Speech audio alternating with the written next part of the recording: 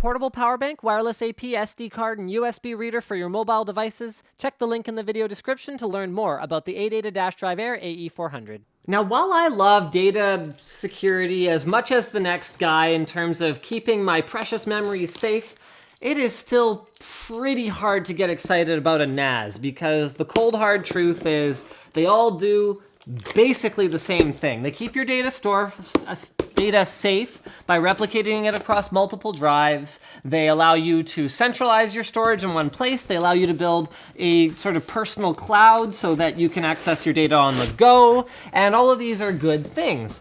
But the cold hard truth is a lot of them are either let down by subpar hardware, they're let down by subpar software, or they're let down by just not being interesting or not having anything different about them. Enter the IOSafe N2.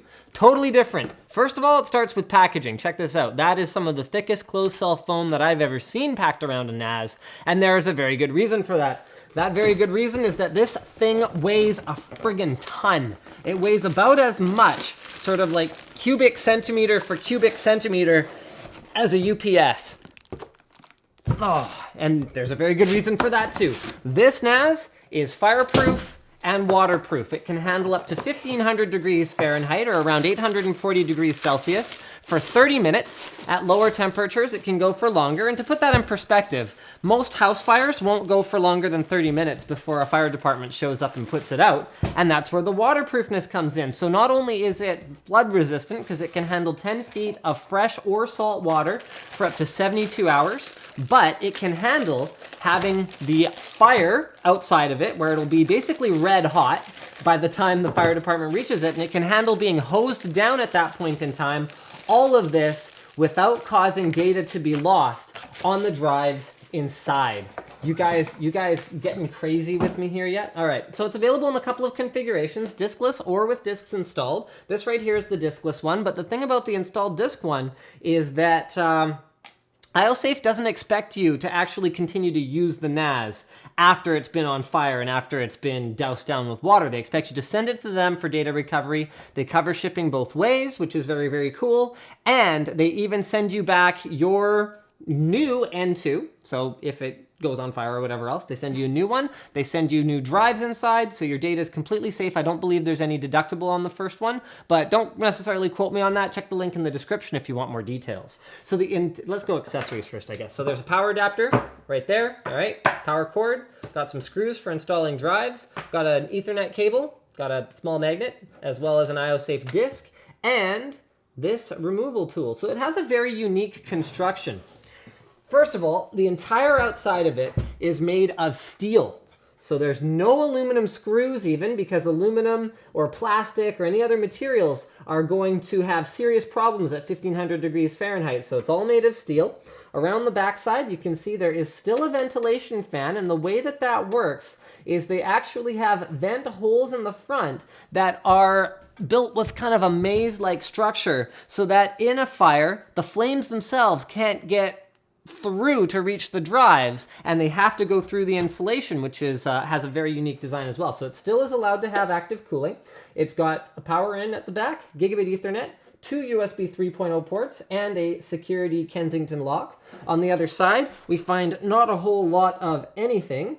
And then on the front, this is where things start to get really interesting. Power copy, USB 2, SD card reader, and activity LEDs. So there's 2 drives inside. You can configure it in JBOD, RAID 0, or RAID 1. And we are going to take this baby apart. All right, guys, so here we are. The first thing, it's just 2 screws. It's actually less complicated than I thought. We didn't really need to cut the camera here. So the first thing we find once we take off the front, these nice long screws, okay, there we go, are the flow-safe vents. So these are the ventilation holes that allow air to pass in through the side here, then along this drive storage containment unit here, and then out the back. The second thing we find is this stuff. This is their datacast insulation. This is a very unique solution. What this does is once it reaches a temperature of around 160 degrees Fahrenheit, it begins to sweat water.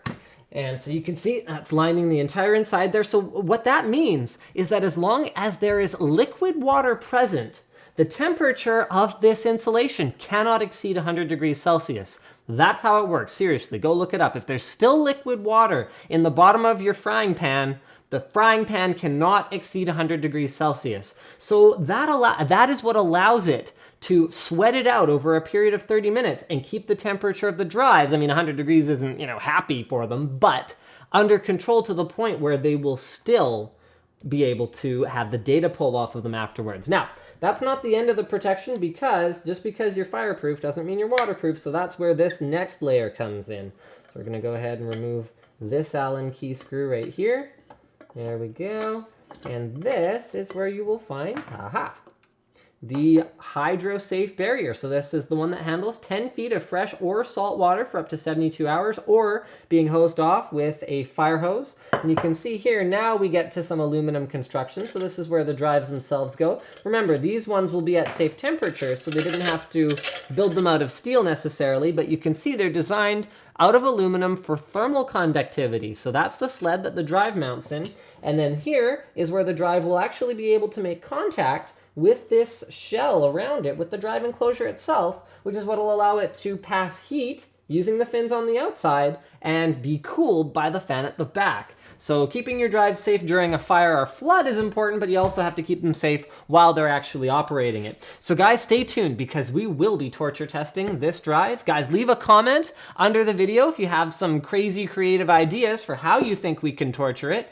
Do not forget to like the video, and don't forget to share the video with anyone who you think might benefit from this kind of small or medium business style NAS enclosure. Remember guys, I did say a lot of NASs are let down by sort of poor software or poor hardware implementations. This one has very respectable read and write speeds and uses Synology software, so that means you can install apps, and it has very advanced management systems and all that good stuff. Synology makes good stuff. So don't forget to subscribe, and I'll see you guys next time.